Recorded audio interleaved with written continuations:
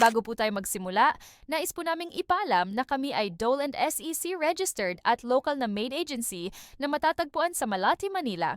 Kung kayo po ay interesadong mag-apply, maaari lamang po kayong mag-message sa aming social media accounts upang kayo ay ma-assist ng aming team.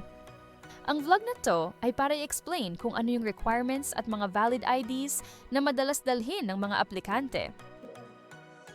May PSA ka ba, te? May PSA ka? Birth certificate? Dala mo? Sige pala, kuha ka ng NBI. Pahiram ako ng PIN mo, hindi kasi ito valid yung barangay ID. Kung wala pa kayong NBI or police clearance or inaasikaso pa lang, huwag kayong kabahan.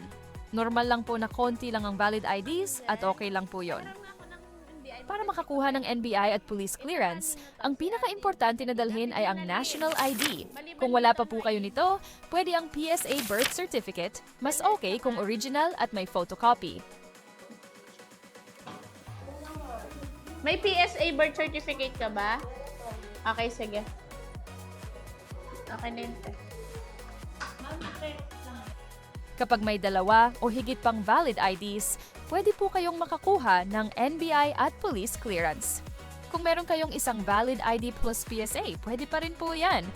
Kung isang valid ID lang ang meron kayo, kapag original national ID, pwede po kayong kumuha ng NBI at police clearance. Kapag passport naman, police clearance lang ang pwede ninyong kunin. Kapag PSA lang, police clearance lang din ang makukuha ninyo, at okay lang po yun.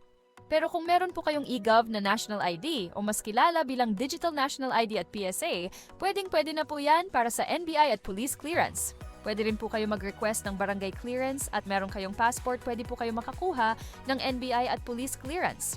Ano nga ba ang primary at secondary valid IDs? Unahin natin ang primary valid IDs. Ito po ang National ID, Passport, UMID, Driver's License, PRC ID, at Voter's ID. Next, ang secondary IDs. Kapag ito lang po ang dala ninyo, police clearance lang po ang pwedeng makuha. Kasama dito ang PSA birth certificate, barangay ID, barangay certificate, barangay clearance, PhilHealth ID, postal ID, PIN ID, at voter certificate.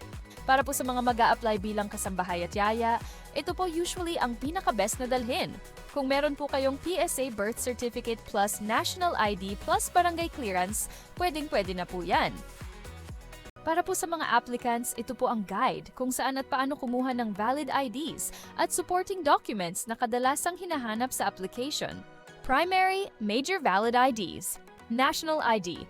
Mag-register sa PhilSys registration centers o kapag may mobile registration sa inyong barangay. Libre po ito. Passport. Mag-appointment sa DFA via online. Kailangan ng PSA birth certificate at valid ID para makakuha nito. UMID. Para sa miyembro ng SSS, GSIS, Pag-ibig o PhilHealth, mag-apply sa pinakamalapit na branch. Driver's License. Kumuha sa LTO, kailangan ng student permit at driving exam. PRC ID. Para sa licensed professionals, teachers, nurses, etc., ina-apply sa PRC. Voter's ID. Kung available, pwedeng kumuha sa COMELEC. May areas na certificate muna ang ini-issue. Secondary. Supporting IDs and documents. PSA birth certificate. Kunin sa PSA office o mag-request online. Barangay ID. Ina-apply mismo sa barangay hall ninyo. Barangay certificate or clearance. Galing din sa barangay. Patunay ng residency at good standing. PhilHealth ID. Mag-register or mag-update sa PhilHealth office. PIN ID or Pag-ibig ID. Kunin sa Pag-ibig Fund Branch. Voter's certificate. Alternative sa Voter's ID, kinukuha ito sa COMELEC. Kahit wala pa kayong major ID, okay lang magsimula sa barangay ID or barangay clearance, PhilHealth ID, at postal ID. Madalas ito ang stepping stone para makakuha ng mas mataas na valid IDs. Kung may kulang pa kayo, unti-unti lang. Ang importante, may proof ng identity at residency para tuloy-tuloy ang application. Important reminder, mas okay po kung original plus photocopy ang dala ninyo.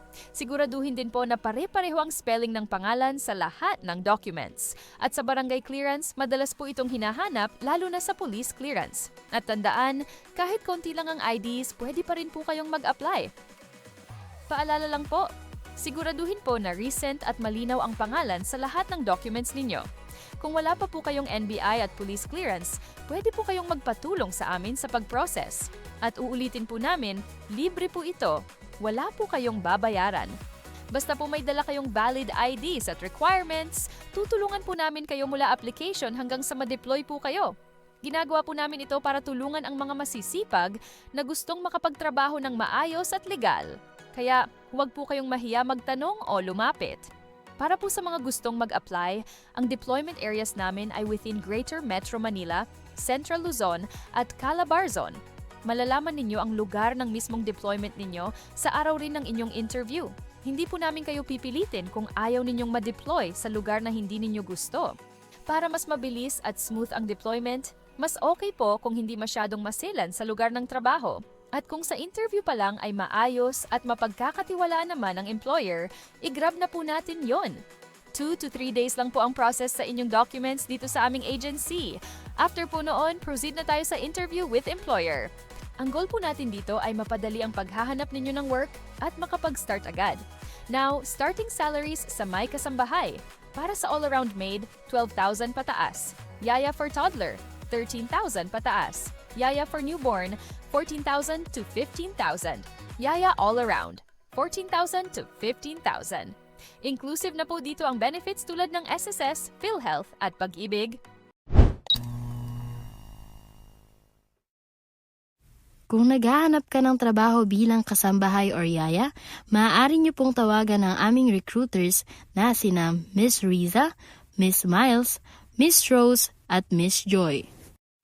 Para naman po sa mga naghahanap ng kasambahay or yaya, pwede niyo pong tawagan ang aming sales representatives na sina Miss Cheska, Miss Christine at Miss Kate.